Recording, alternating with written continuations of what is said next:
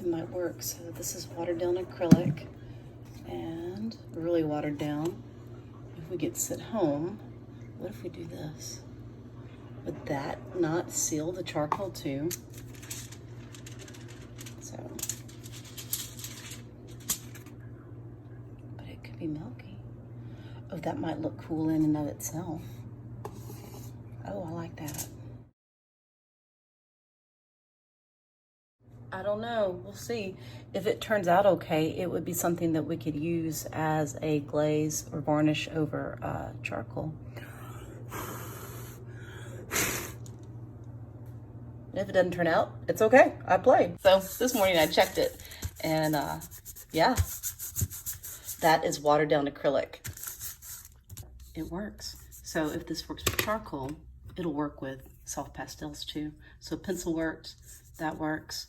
This is good.